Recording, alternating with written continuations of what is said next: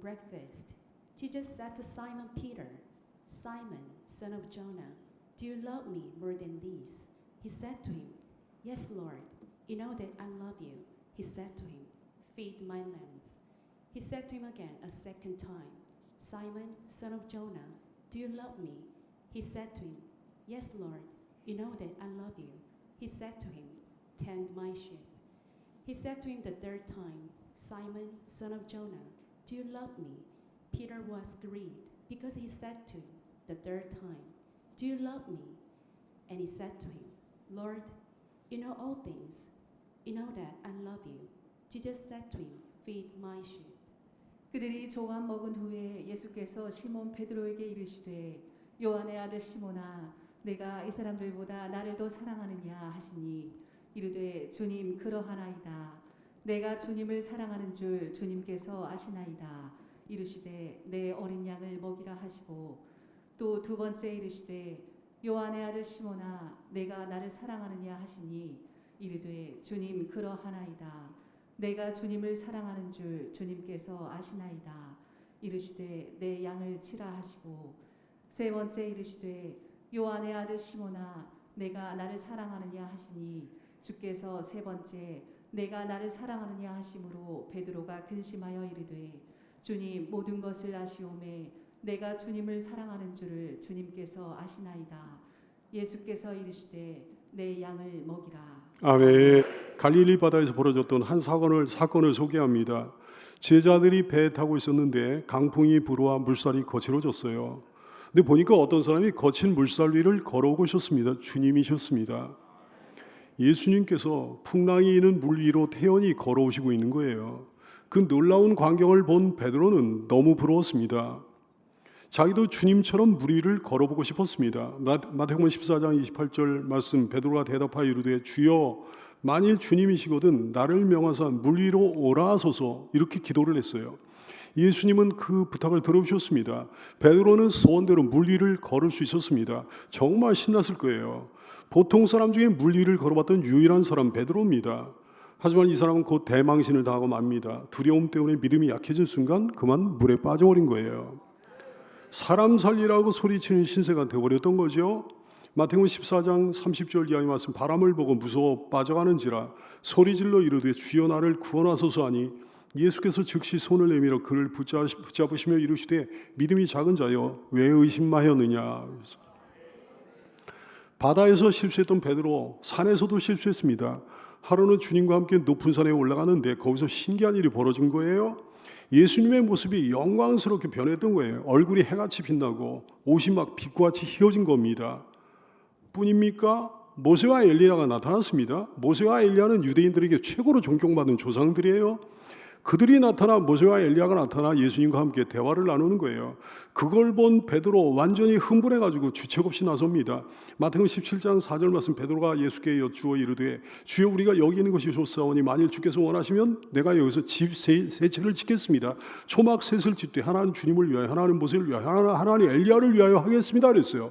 사태의 핵심을 파악하지 못한 베드로의 희극적인 제안이죠. 베드로의 실수는 계속됩니다. 예수님은 평소에 형제를 용서해 주라고 늘 가르쳐 주셨거든요. 그러자 베드로가 칭찬받고 싶어가지고 나서는 거예요. 마태복음 18장 21절 말씀, 그때 베드로가 나와 이르되, 주여, 형제가 내게 죄를 범하면 몇 번쯤 용서해 주면 되겠습니까? 7번쯤 해주면 되겠습니까? 그랬어요. 자기 딴에는 틀림없이 예수님께 칭찬을 받을 거다 확신하고 이렇게 나선 거죠. 하지만 주님은 베드로의 기대에 찬물을 끼얹 주십니다. 70번씩 7번이라도 용서해 주라 그러셨어요. 예수님이 제자들의 발을 씻겨주실 때 베드로는 말도 안 된다며, 그럴 수 없다며 펄쩍 뜁니다. 그러자 예수님 말씀하시는 거죠. 내가 너의 발을 씻겨주지 않으면 너는 나와 상관이 없다 그러셨어요. 그러자 우리의 베드로를 보세요. 요한복음 13장 9절 말씀, 시몬 베드로가 이르되, 주여, 내 발뿐 아니라 내 손과 머리도 씻어주옵소서. 이렇게 나서는 거예요. 대제사장이 보낸 사람들이 예수님을 잡아가려고 오자 어부였던 베드로는 갑자기 대검객으로 변신합니다. 요한복음 18장 10절 말씀, 이에 시몬 베드로가 칼을 가졌는데 그것을 빼어 대제사장의 종을 쳐서 오른쪽 귀를 베어버리니 그 종의 이름은 말고라 그랬어요. 그러나 이 정의의 검술도 전혀 예수님 칭찬을 못 받았습니다. 얼마나 나서기 좋아하고 얼마나 실수가 많은 분이었습니까? 여기 있는 이 종도 꽤나 실수가 많은 사람인데 베드로 선배에 비하면 아무것도 아닌 것 같아요. 근데 그렇게 방정맞고 주책 없었던 베드로가 변합니다. 변해도 이만저만 변하는 게 아니에요. 확 변합니다. 신중한 사람이 됐습니다. 겸손한 사람으로 변했습니다. 나중에는 유능한 일꾼이 됩니다. 위대한 순교자가 됩니다. 베드로에게 도대체 무슨 일이 있었는가? 그에게 무슨 일이 있었는가? 모든 사람의 인생에 적용되는 질문 아니겠어요? 특별히 주 안에서 변화된 인생에 적용된 질문이죠. 그에게 무슨 일이 있었는가? 대체 그에게 무슨 일이 있었는가? 사람의 인생에는 어떤 전기가 있습니다. 변화의 계기가 있습니다.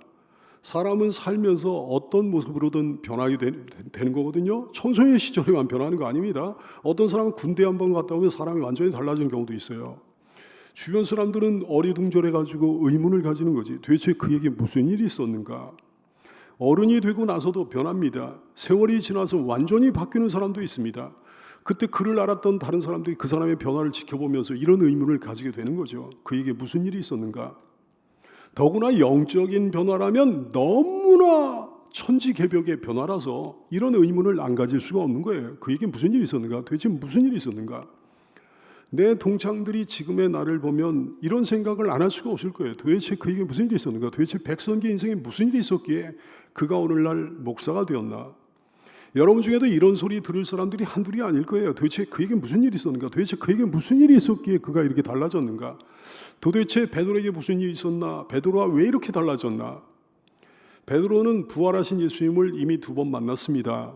평소에 베드로라면 부활의 주님을 만났을 때 어떻게 이게 뭐 베드로의 평소의 처신에 알맞은 처신일까요? 나서서 난리를 쳤을 거예요. 평소에 베드로라면 이렇게 말하면서 막 나섰을 거예요. 주님 부활하실 줄 알았습니다. 지금 당장 잔치를 한번 크게 벌여야 되겠습니다. 그리고 저는 이제 주님의 부활을 열방에 알리는 선교사가 되겠습니다. 온 세계로 다니며 열심히 한번 복음을 전해보겠습니다. 가는 곳마다 그곳 사람들이 부활의 주님을 믿을 수 있도록 제가 열심히 한번 뛰어볼게요. 이러면서 나섰어야 오를 거예요. 근데 그러지 않았습니다. 성경을 아무리 봐도 베드로가 부활하신 예수님 만났을 때 잘난 척하면서 나섰다는 대목이 없어요. 부활하신 예수님 만났을 때 베드로는 침묵을 지키고 있었던 겁니다. 이런 건 정말 베드로답지가 않은 거거든요. 뿐만이 아닙니다. 그는 아예 조용히 낙향에 업으로 돌아가 있었습니다. 정말 베드로답지가 않아요. 그에게 무슨 일이 있었는가? 그가 왜 이렇게 달라졌는가? 무슨 일이 있었습니다. 주님을 사랑한다고 하면서도 결국은 등을 돌리고 배신했던 뼈아픈 상처가 있었습니다. 일생일대의 실패가 있었습니다. 영원히 아무러질 것 같지 않은 아픔이 있었던 거예요. 하지만 베드로는 여기서 일생을 마치는 게 아닙니다. 그는 또 달라집니다. 또 변화됩니다. 나중에 대사도가 됩니다. 초대교회 지도자가 됩니다.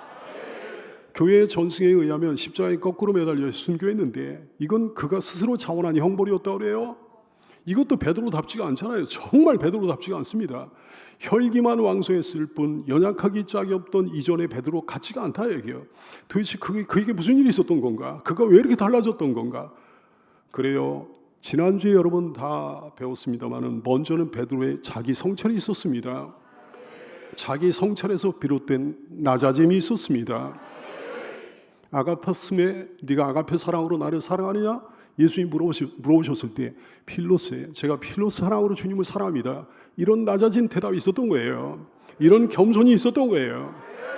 근데 베드로가 왜 이렇게 달라졌나? 그에게 도대체 무슨 일이 있었나? 이 질문에 대한 보다 근본적인 대답은 이겁니다. 주님이 그를 고쳐주셨던 거죠. 주님이 형편없었던 사람 베드로를 고쳐 써주신 거죠. 주께서 우리도 고쳐주시기를 소원합니다. 주께서 우리도 고쳐 써주시기를 소원합니다.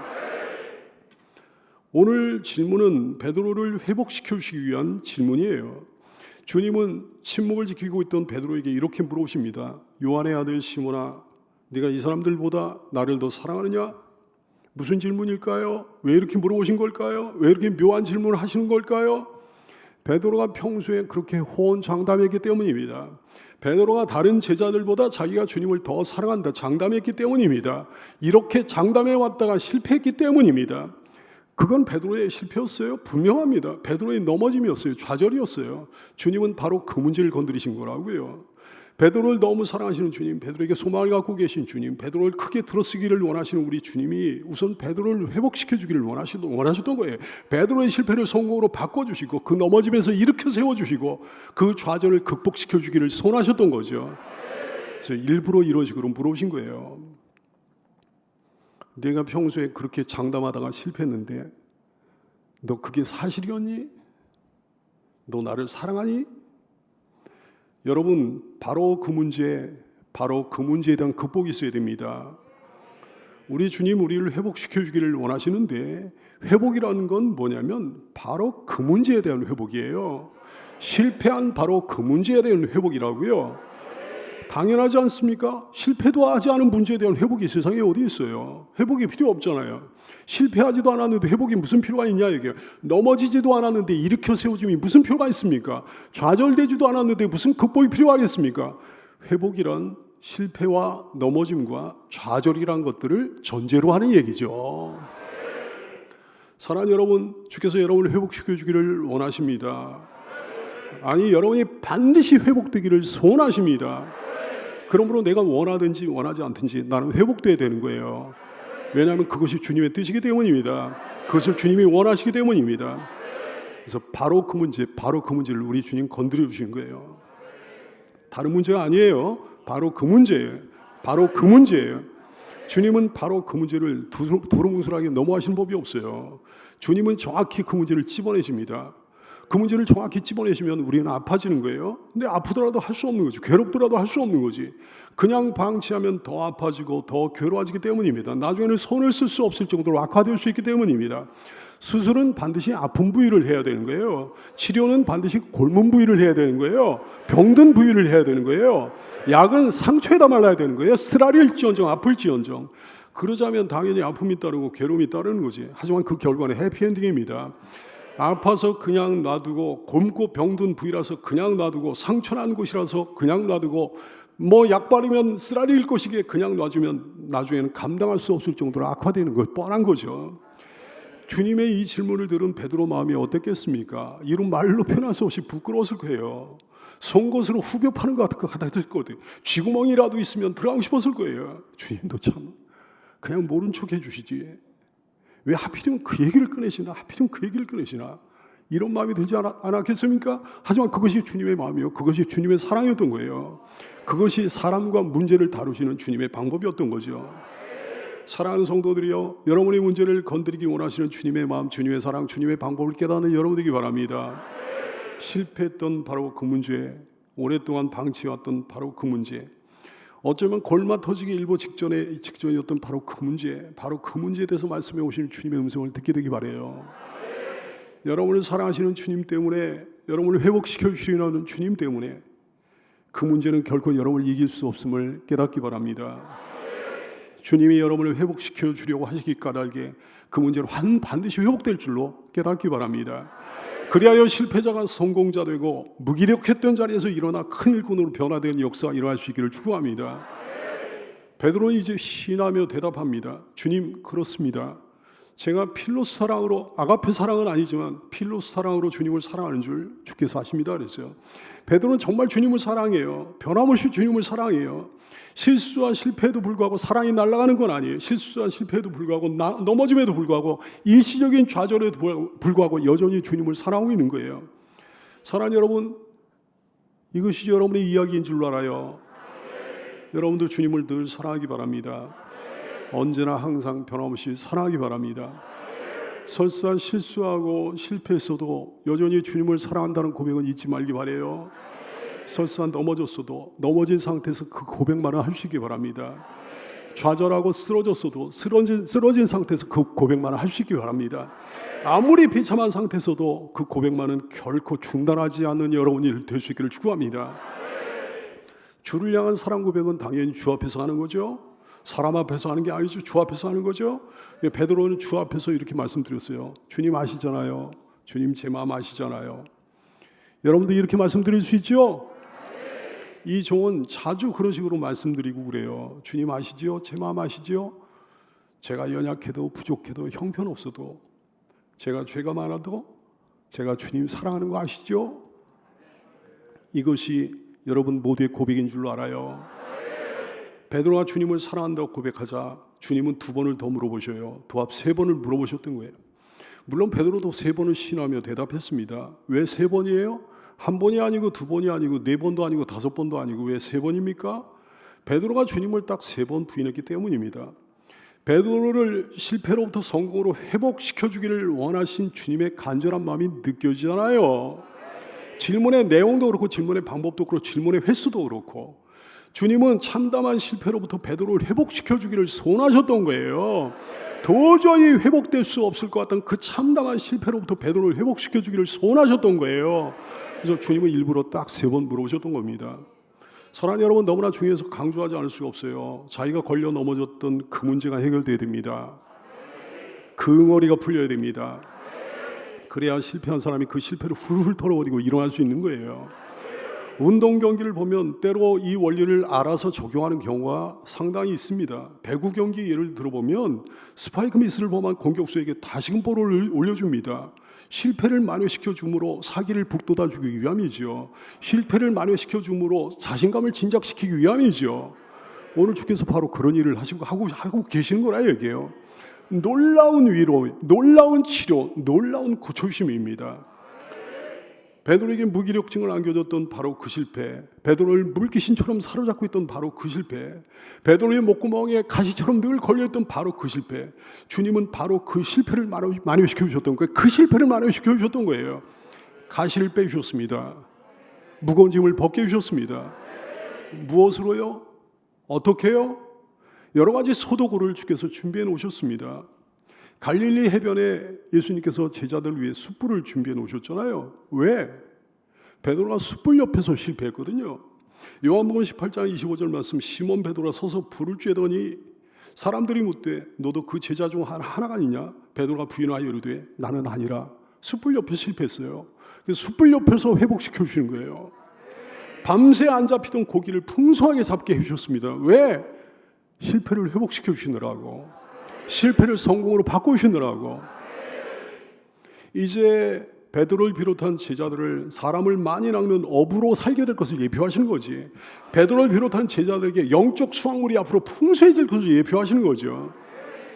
해변에 숯불을 준비해 놓으심으로 밤새 안 잡히던 고기를 풍성히 잡게 하심으로 회복을 위한 워밍업을 하셨습니다. 그리고 신비롭고 놀라운 질문의 내용과 질문의 방법과 질문의 횟수로 그 일을 이루신 거예요. 그러므로 예수님의 이 질문은 아주 의도적인 질문이죠. 네가 나를 사랑하느냐? 이 질문은 정말 의도적인 질문이에요. 그냥 하신 질문이 아니라 이게 우연히 나온 질문이 아니라 이게 아주 의도적인 질문이에요. 한 사람의 실패자를 위로하고 힘을 주고 회복시켜 주려는 주님의 의도가 담겨 있는 질문입니다. 사랑하는 교우들이여, 오늘날도 주께서는 여러분에게 찾아오셔서 너 나를 사랑하느냐? 이렇게 물어오셔요. 지금 이 시간도 주께서 이 목사의 설교를 통해 찾아오셔서 너 나를 사랑하느냐? 이렇게 물어오셔요. 그 질문하시는 음성이 들리는 줄로 압니다. 왜 이런 질문을 하시는 거예요? 베드로에게 왜 이런 질문을 하신 겁니까? 왜 이런 질문이 우리에게도 필요한 겁니까? 우리도 베드로와 똑같거든요. 실수와 실패를 반복하기 때문입니다. 연약하기 짝이 없는 존재이기 때문입니다.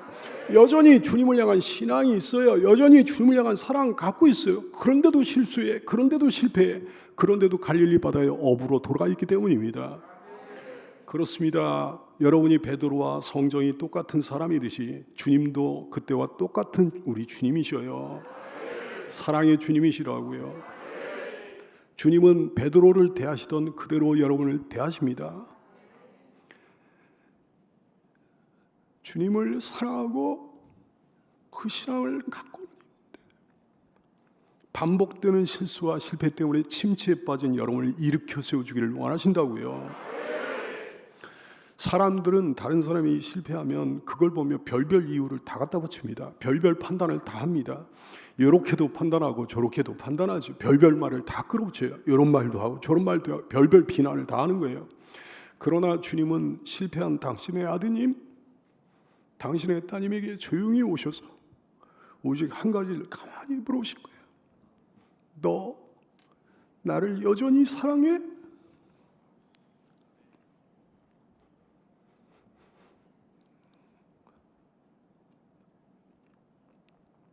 여러분 그 물음에 뭐라고 대답하겠습니까? 여러분 뭐라고 대답하겠습니까? 주님, 그래요. 제가 부족하지만 주님 사랑해요. 그렇게 대답할 거잖아요. 실수하고 실패했지만 제가 주님 사랑해요. 주님 아시잖아요. 제가 여전히 주님 사랑해요. 라고 대답할 거잖아요.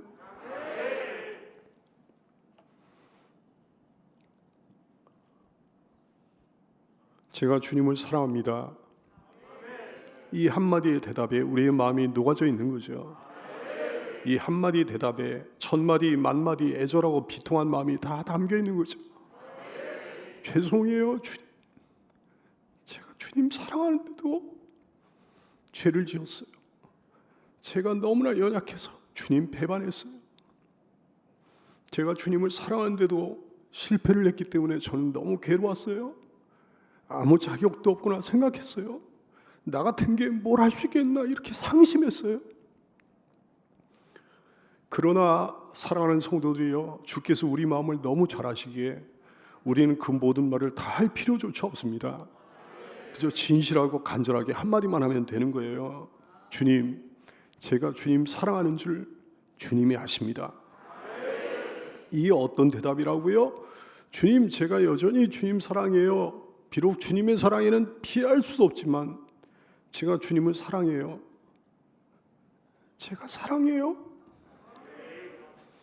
비록 연약하고 부족해서 실수와 실패 수없이 반복하지만 제가 주님 여전히 사랑해요. 때로는 크게 실패했던 사람의 대답이 더 진실한 거지. 큰 아픔을 겪었던 사람의 대답이 더 진중한 거지. 주님께 죄스러운 마음을 갖고 있는 사람의 대답이 더 간절한 거죠. 그렇습니다, 여러분. 문제의 핵심이 사랑입니다. 사랑이 근본적인 문제가 됩니다. 내가 옳으냐 그르냐 하는 것도 중요하지만 그건 두 번째 문제예요. 내가 제대로 살았는가 제대로 살지 못했는가 이것도 중요하지만 그것 두 번째 문제입니다.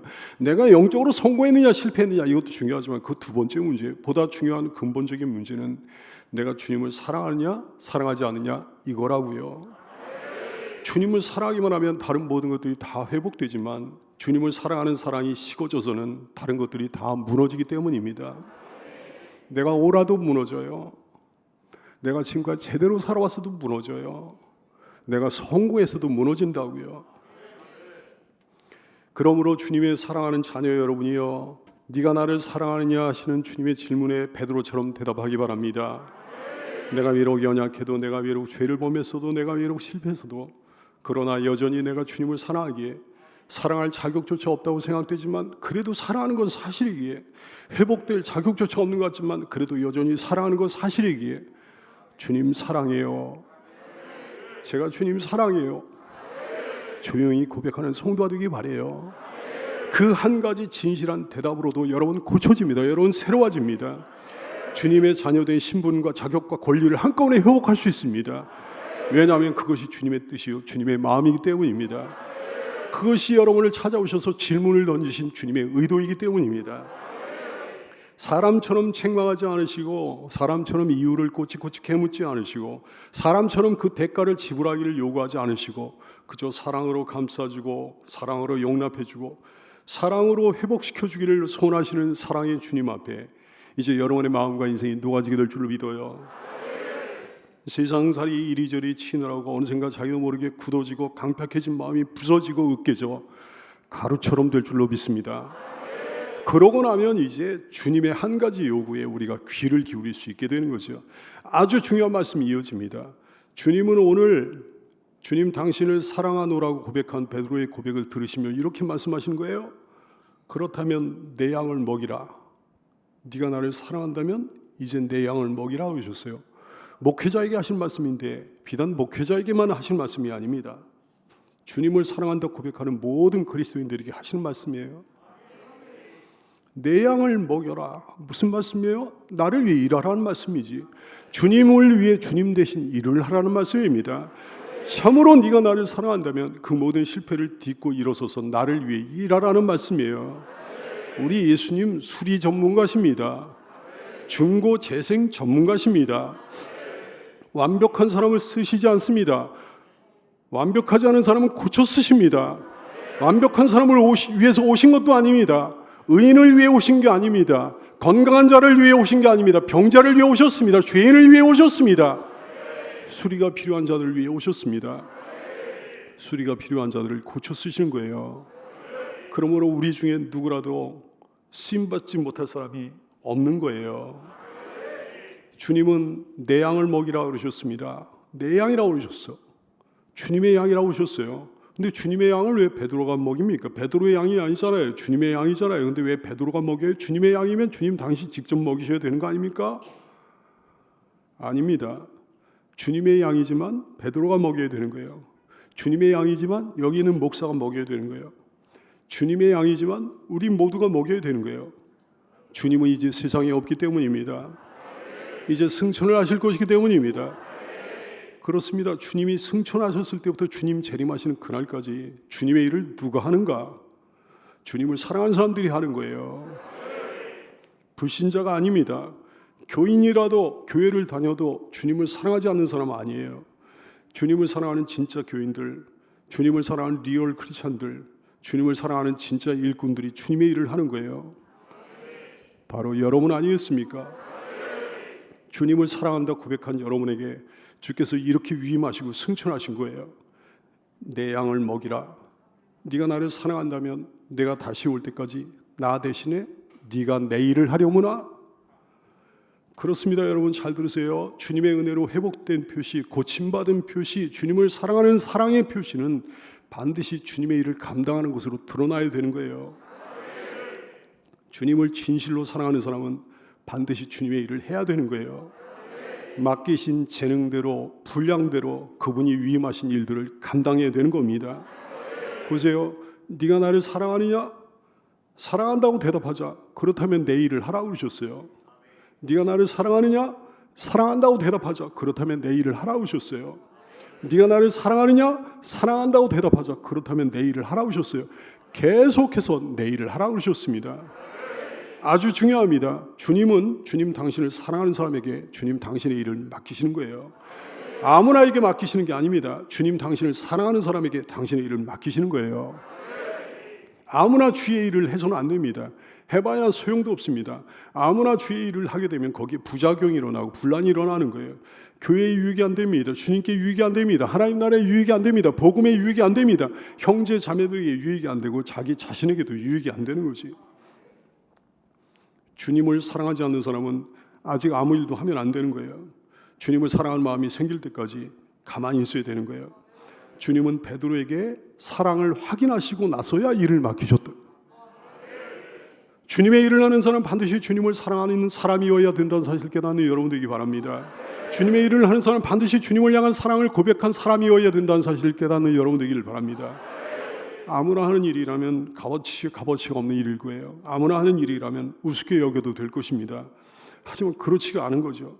주님을 위한 주님의 일들은 반드시 주님을 사랑하는 사람만 하는 일이기에 값지고도 고귀합니다. 주님을 위한 주님의 일들은 그분께 직접 위임받아 하는 일이기에 값지고도 고귀합니다. 사랑하는 성도들이여, 실수하고 실패하고 넘어지고 좌절한 경험이 있는 사랑하는 모든 성도 여러분이여, 부디 이 귀한 시간을 통해 네가 나를 사랑하느냐 물어오시는 주님의 질문에 주님이 아십니다. 주님이 아십니다. 이렇게 대답함으로 회복되고 고침받는 역사 일어나기 바랍니다. 이 귀한 시간에 여기 있는 모든 분들이 주님을 향한 애틋한 사랑의 마음을 베드로처럼 고백하고, 그렇다면 네가 다시 올 때까지 나 대신에 나의 일을 하라 주님의 위임을 감사함으로 받음으로 베드로처럼 삶이 180도로 달라지는 역사가 일어날 수 있기를 예수님의 이름으로 축복합니다. 기도하겠습니다.